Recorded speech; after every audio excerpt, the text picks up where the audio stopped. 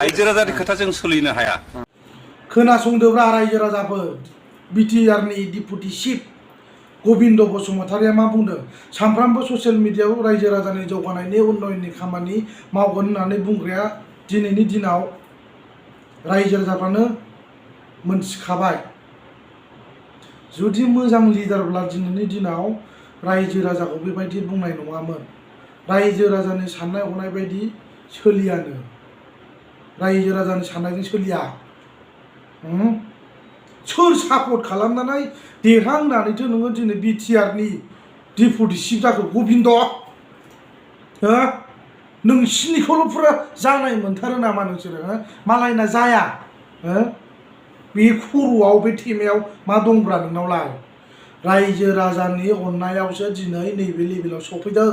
नों रायजो राजाफोरखौ रेसपेक्ट होनांगौ, नोङो बेबायदि बुंनो नाङा नोङो, बुजिबाय? आन्डारस्टुड? लाजिनांगौलै गबिन्द, बुजिबाय? दिनै जायनि थाखाय रायजो राजाफ्रा सोलायनाय नांगौ होननानै, परिबर्तन नांगौ होननानै दिनै इउपिपिएल सरकारखौ देरहाहोबाय। एनि हाउ जेरैखि जाया दिनै सरकाराव फैबाय, बाट दिनै आनफर्चुनेटलि बिथाङा माब्रै बिदि बुंनो हाखो? रायजो राजाफोरखौनो बखिबावबाय बियो। सोरनि थाखाय नोङो दिनै बे लेभेलाव फैदों नोङो? जुदि नोङो मोजां लिडारब्ला बेबायदि नोङो बुंनाय नङामोन। आरो जायबायदि खोथाफोरखौ इउपिपिएलनि नेताफ्रा, लिडारफ्रा ओरैबायदि माने पलिसि मेकिं खालामनानै गावसिनि पलिटिकेल केरियार आरो लाब आरो सार्थनि थाखाय बिथांमोना खामानि मावो, बियो बेकार। रायजो राजाफ्रा इउपिपिएलखौ मोजां मोनला, बियो रोखा। मानो मोजां मोनला बिनि रिजनखौ गावसोरबो मोनथिखासिगौ। बाट बिथांमोननि जि खोथा बुंनाय ससियेल मिडियायाव मोनसेबो गाजा बेरनो रोङा, जेबो ओंथि गैया, मिनिंलेस। आरो बिसिनि लेक्सार एबा खोथा बुंनायाव रायजो राजाफ्रा रावबो गोजावला। स' बिथांमोना दिनै फाग्ला जाजोबदों, खर'आ गरम जादों, मा खालामगोन मा मागोन एवखां मावखां जालाबायदों। 3 बोसोरनि उनाव नोंसोरो रिजाल्टखौ मोनजागोन। जेसेबां दुगामारा दादागिरि खालामनो खालामखादो, उइथिं 3 इयार्सनि गेजेराव मा खालामनो गोसो खालामदो, बिनि उनाव आरो नोंस्रा गैखाला, 0 स' जाखादो, लोंखादो, खामायखादो, बुजिबाय? जायनि थाखाय दिनै नोंथांमोनहा माब्लाबा बुङो रायजो राजानि उन्नयननि खामानि मावगासिनो दङ होननानै बुङो, माब्लाबा बुङो रायजो राजानि खोथा बायदि जोंनि इउपिपिएल सरकारा सोलिनो हाया होननानै बुङो।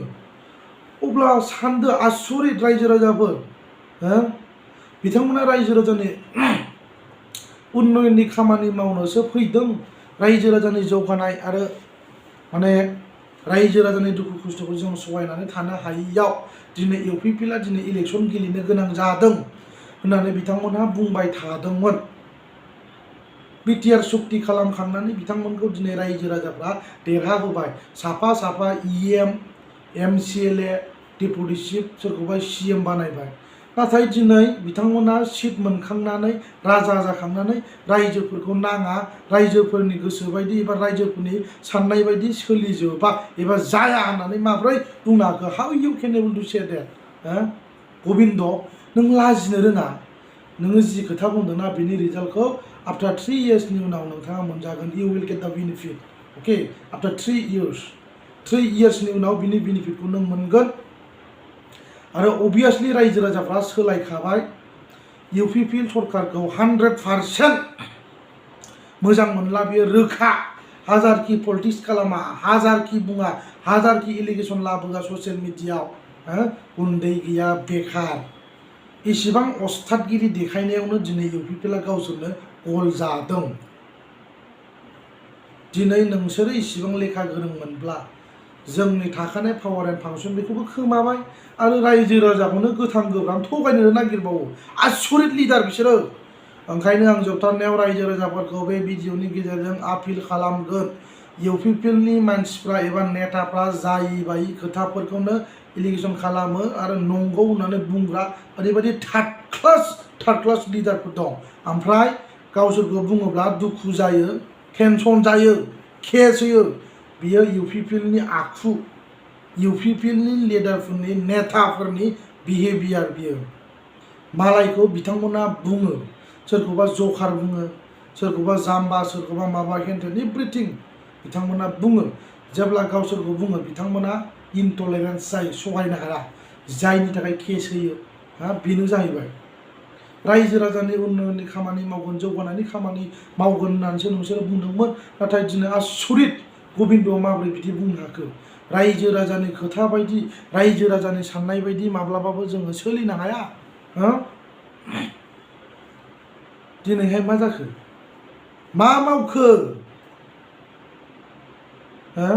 अलमस्ट 2 years रानिं जाबाय स्टिल बाव जेबो सोलायनाय गैया आरो बिनि गेजेरावनो ओरैबायदि दुगामारा खोथा बुङो गिदिर गिदिर लेक्चार होयो जि एसुरेन्स होनाय बेथ' गैखाया बेखौ हाखाया बेखौ मावनोबो हाखाया बे इमप्लिमेन्टेसनबो जाखाया बे रोखा बेखारजोब बिथांमोननि खोथा बुंनाया गासिबो माने गनायनानै लाजाथावथाव नङा गासिबो आनएक्सेप्टेबल फेरेंगियाबो नै दाखालि बुंलायबाय अस्थादगिरि फेरेंगानि खोथाखौथ' रायजोफ्रा खोनासंखाला बे रोखा बिसिनि खोथाया मोनसे मैल' गैला भेलु गैला जायनि थाखाय रायजो राजाफ्रा दिनै अट'मेटिकेलि गाव गावनो सोलायदों दिनै अल इज अल होननाय खोथाया फैदों गोदोनि सरकारानो मोजांमोन होननानै गोबां रायजो राजाया दिनैनि दिनाव बुंगासिनो दङ मानो वाइ जायनि थाखाय रायजो राजाफ्रा गोबां माने एक्सपेक्टेसन खालामदोंमोन उइथ दिस बिटिआर एकर्ड बे एकर्डनि गेजेरजों माबा मोनसे मोनगोन नामा माबा मोनसे बेनिफिट जागोन नामा जोंनि गथ' गथायफ्रा माबा मोनसे साख्रि मोनगोन नामा जायनि थाखाय बिथांमोना कमिटमेन्ट होदों एसुरेन्स होदोंमोन सरकाराव फैनाय लोगो लोगोनो उइथिन 6 months 6 दाननि गेजेरावनो जोङो गोबां रायजो राजाफोरनो साख्रि होगोन न'खर न'खर साख्रि होगोन होननानै बिथांमोना बुंदोंमोन बेबो गैया अब्ला बिथांमोननि खोथाखौ माबोरैहाय फोथायगोन रायजो राजाफ्रा गासिबो जोङो स्पेसियेलि दिनै बुंनो हायो बिथांमोननि जि खोथा बुंनाय बे गासिबो एभ्रिथिं माने आनबिलिभेबल जाबाय डे बाय डे जायनि थाखाय बिथांमोना ससियेल मिडियायाव फिसा माने खोथाबाबो दिनै प्रेस मिट होनो गोनां जायो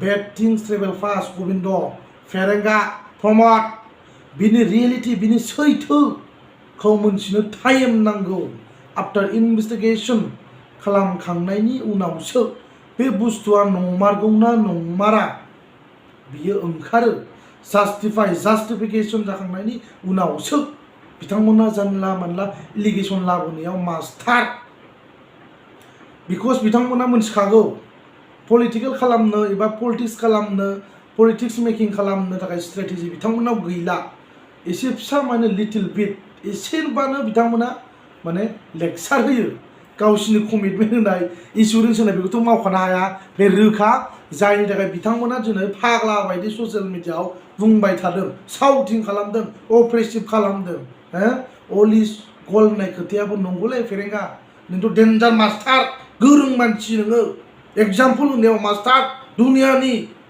ब्रेनि मानसि नोङो मानो फ्लप जाजोबखो मानो मावनो हायाखै जागासिनो दङ मावगासिनो दङ इनिसियेटिभ लानानै मावगासिनो दं जागासिनो दं दाबो जागासिनो माब्ला मावगोन 2 बोसोर थांबाय जेबो गैया स्टिल देयर इज नो हिउज डेभेलपमेन्ट एनि वर्क बाव जेबो निउ इनफ्रास्ट्राक्चारखौ जोङो नुनो मोनाखै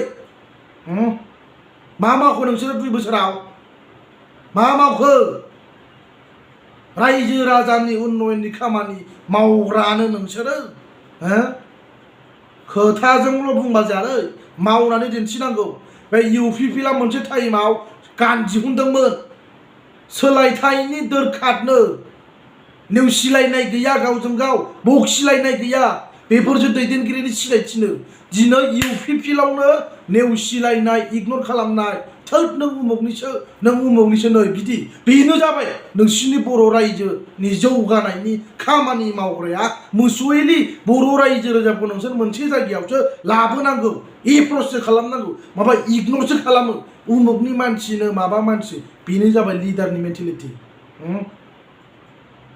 ओंखायनो रायजो राजाफ्रा कनसियास जानाया मोजां इउपिपिएलनि नेताफ्रा माब्लाबाबो रायजो राजाजों गोरोबनानै मोजाङै खामानि मावा गावसिनि उदै लाबालाखौल' नायग्रा डेन्जार बिसोरो पलिटिक्स खालामनायाव नङिखौबो नंगौ होननानै बुंग्रा कनसिडारेसन होनायखाय बिथांमोना बान्द्रामि खालामनो हागासिनो दङ मोनजागोन बिनि बेनिफिटखौ नेबाय थाथ' बाराद्राय अस्थादगिरि खालामनानै जेबो लाब गैया नोंसोर बायदि लिडारनि थाखायनो बर' जाथियाव डिभिसिभनेस गावस्रानाया फैदों जेब्लासिम नोंसोर बायदि लिडार थागोन अब्लासिम जोंनि बर' हारियाव एबा जोंनि ससाइटियाव बेबायदि गोरोबलायनायखौ जों नुनो मोननाय नङा आनटिल आनलेस जेब्लासिम इउपिपि सरकार थागोन अब्लासिम कन्टिनिउवासलि आं भिडिअ खालामबाय थागोन लोगोफोर दनवारि दिनैनि दिनाव बिथांमोना दिनै दम होनाय सोरखौबा केस होनाय बेबायदिजों सलिया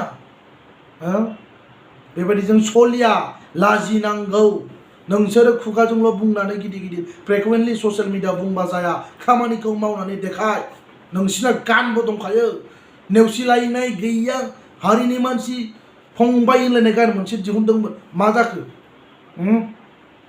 प्रमद बर'नि सरकार परिबर्तन दरकार दा मा जाखो बिनि अपोजिट प्रमद बर' सरकार जाख्ल'नायनि गोनांथार नै बेबायदिसो जानानै दङ दिस इज कल परिबर्तन ना दे आर कालेक्टिभलि नन एज परिबर्तन सरकार गबिन्द एन्सार हो दम दङब्ला रायजो राजाफोरनो इलाबरेट खालाम एक्सप्लेनेसन हो आदारवाइज जिरायनानै दलद था मेलेम गेसाव लिडारफोर जाथिनि खामानि मावग्रा दैदेनगिरि लिडारनि नोंसिनाव जेबो क्वालिटि गैया बुरबक गोजासो नोंसोरो लाजिनांगौ नोंसोरो